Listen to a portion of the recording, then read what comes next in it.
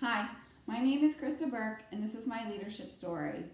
When I was in high school, I did really well in chemistry, and it was at that time that I realized that's what I wanted to major in college, and that's what I did at University of Delaware. After 4 years and graduating at the top of my class, I decided not to pursue my PhD. This was much to the dismay of my father and a lot of my professors, and it was a decision that I would go on to regret for many years, but it has shaped how my future has unfolded. Um, at that time, I started working at a small diagnostic company in Delaware called Dade Behring, but was recruited back to where I interned at Sanofi Synthalabo, which was a pharmaceutical company. I worked there for the next 10 years, and while I was there, I was able to move around many times to different departments. At one point, I even took what one might consider a demotion so that I could learn different techniques. This really helped me get a broad range of the pharmaceutical industry and has turned out to be very helpful in any future positions that I'm looking for because I have a depth of knowledge in many different areas. In 2010, Sanofi and Aventis merged and our site was closing. I was offered a position in New Jersey but couldn't accept it due to the location of my husband's job. It was then that I took a contract position at J&J.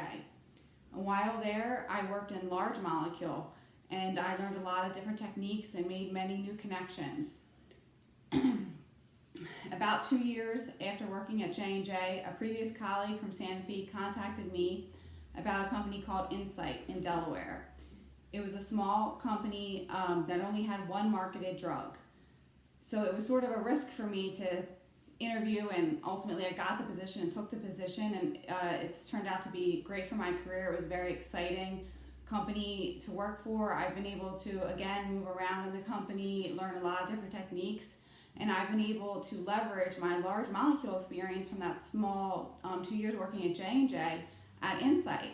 Now I am a manager of 5 bioanalytical scientists in small molecule, and I also manage the large molecule outsourcing. Having both of these sides has been instrumental.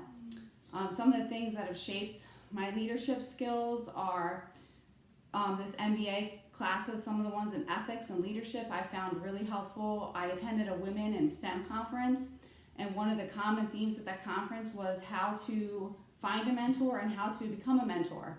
And this was something I hadn't given much thought to before.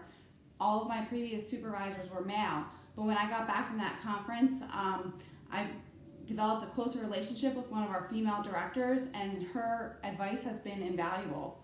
I also started mentoring my team more and making it a priority to teach them and make sure that they have everything that they need. I think being a leader, the most important thing is to support my team. And I realized, I would get frustrated when I would be interrupted all day long, and it would have a hard time for me to get my own work done. But I took a step back and realized this is my job. My job is to support my team. So now I make sure that that's my priority and that my team has everything that they need. So those things have shaped my leadership style over the years, and I feel that I still have a lot to learn, but I also have a lot of skills that I can teach others, and I'm looking forward to my future at Insight and hope to eventually go from manager to director over the next 5 to 10 years. But I feel that I've been very fortunate, and even though I didn't get my PhD, I did have both now my bachelor's and master's in chemistry, and soon I'll also have a master's in business administration. So I feel that my path, although it's had some turns, has been successful, and I'm looking forward to continuing my future